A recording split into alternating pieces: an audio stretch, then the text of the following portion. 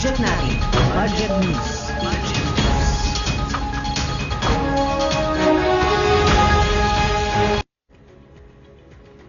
Inaprobahan ni Department of Budget and Management Secretary Mina F. Pangandaman ang paglalabas ng Special Allotment Release Order at ang kaugnay na Notice of Cash Allocation na nagkakahalaga ng 110 milyong piso upang pondohan ang implementasyon ng Malikhaing Pinoy Program. Batay sa kahilingan ng Department of Trade and Industry, ang Malikhaing Pinoy Program ay isang inisyatiba ng DTI na layuning gamitin ang kakayahan at pagiging malikhain ng mga Pilipino para sa economic growth and recovery mula sa mga hamon.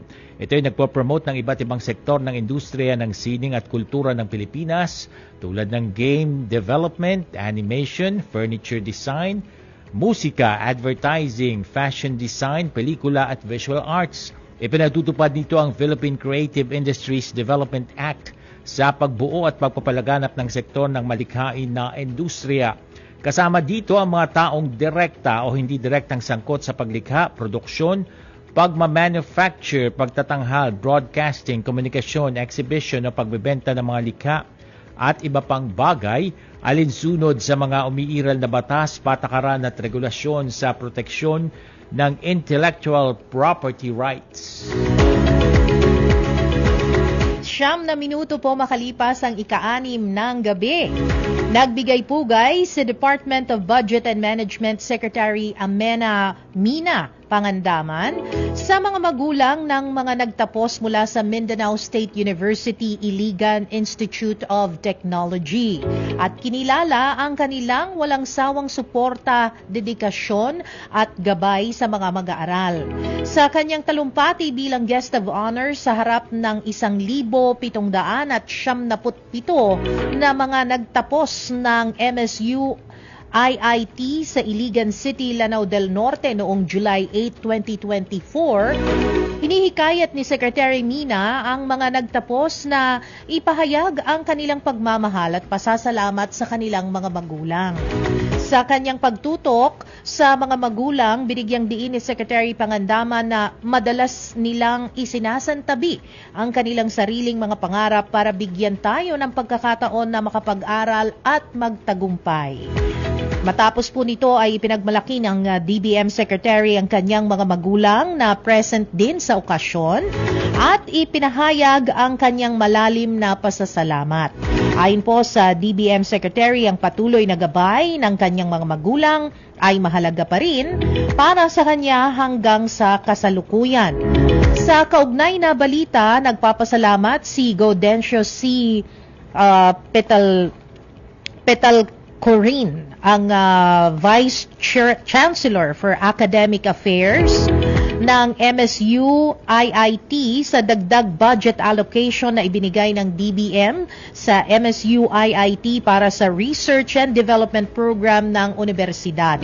Ito ay para sa taong 2024 na kung saan ay umabot sa 54 million pesos ang budget. Ang dagdag na budget ayon kay Petal Corin ay nagresulta sa pag-abot ng MSU IIT sa publication threshold na kinakailangan ng Times Higher Education para makapasok ang nasabing pamantasan sa World University Ranking. 11 minuto makalipas ang ika-6 ng gabi.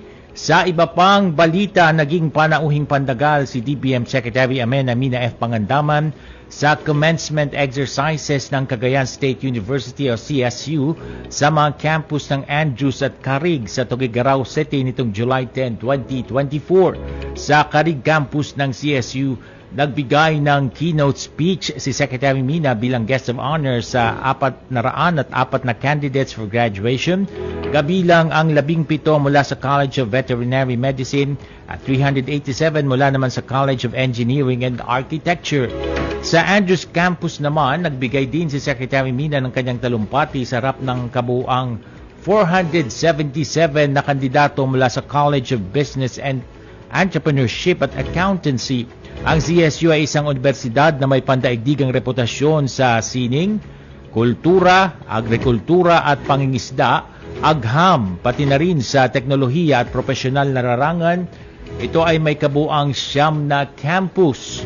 Layunin ng CSU na mag-produce ng mga mag-aaral na may kakayahan sa pandaigdigang antas sa pamagitan ng mahusay na pagtuturo, makabago at malikhain na pananaliksik, responsableng reserbisyo publiko, produktibong industriya at pakikilahok sa komunidad. Ibinahagi naman po ni DBM o Department of Budget and Management Undersecretary Goddess Hope Libiran ang kahalagahan ng pagbibigay pantay na pagkakataon sa mga kababaihan sa lahat ng aspeto ng lipunan mula sa edukasyon hanggang sa paggawa. Ito ay sa kanyang pagsasalita sa ginanap na Forum on Women Empowerment and National Budget kasama si DBM Principal Economist Undersecretary Jojit Basilio na idinaos sa Alpas La Union, Barangay Pandacan, Bacnotan nitong July 6. Ipinakita rin niya ang kanyang suporta sa advokasya ni Secretary Amena Pangandaman para sa women empowerment. Isa sa mga pangarap ni Secretary Mina na siyang inspirasyon ni Yusek Libiran ay magkaroon ng bukas kung saan ang bawat babae ay may pagkakataong umunlad at magkaroon ng makabuluhang kontribusyon sa lipunan.